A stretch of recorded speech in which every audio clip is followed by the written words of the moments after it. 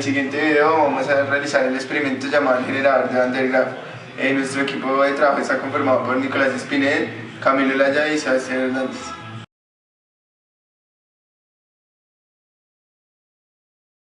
Bueno, el objetivo de este experimento es construir el generador de Van der Graaf para explicar diferentes fenómenos eléctricos.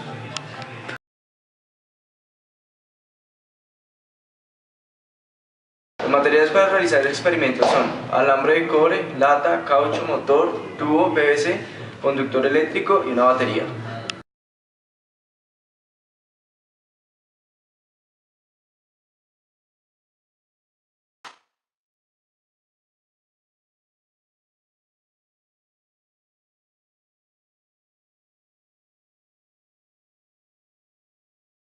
Roland Van der Graaf nació en Alabama el 20 de diciembre de 1901 y falleció el 16 de enero de 1967. Físico estadounidense formado en la Universidad de Alabama, estudió durante algunos años en la Universidad de Sorbona, en París, así como en la Universidad de Oxford, en la que se doctoró en el año 1928. A su regreso a los Estados Unidos trabajó en Princeton y a partir de 1931 pasó a formar parte de la plantilla del Instituto Tecnológico de Massachusetts. Entre sus desarrollos más notables se destaca el generador eléctrico de alto voltaje, que lleva su nombre, construido en 1931.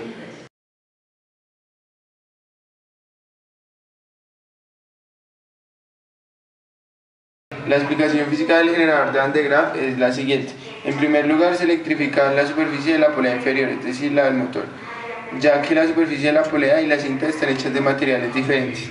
La cinta y la superficie del rodillo adquieren cargas iguales y de signo contrario. Sin embargo, la densidad de carga es mucho mayor en la superficie de la polea que en la cinta, ya que las cargas se extienden por una superficie mucho mayor.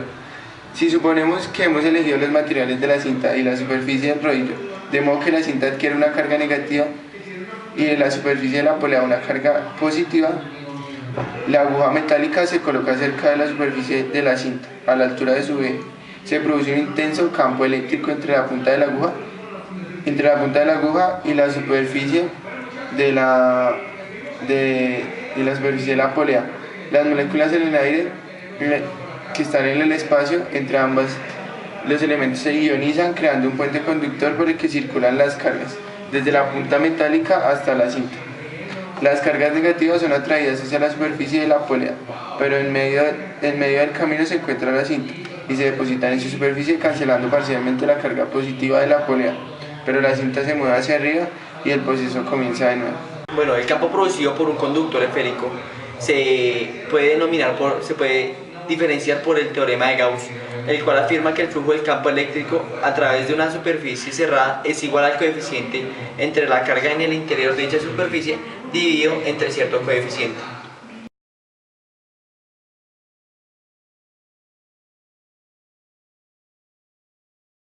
El generador de Van der Graaf se utiliza para producir los altos voltajes que alimentan las fases iniciales de las gigantescas máquinas aceleradoras de partículas.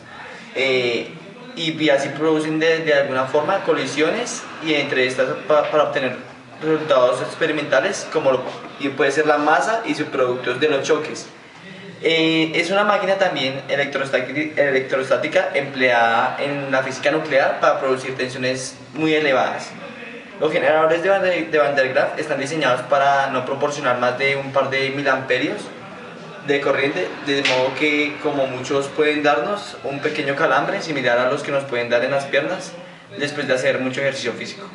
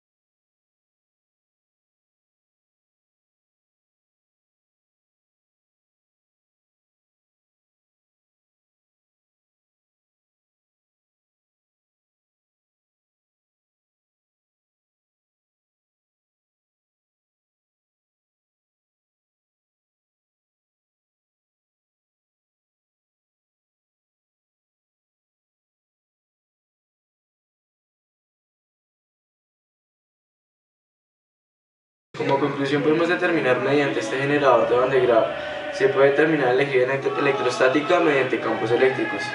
También se puede determinar cómo el uso educativo principalmente para enseñar a los niños mediante prácticas de esta temática.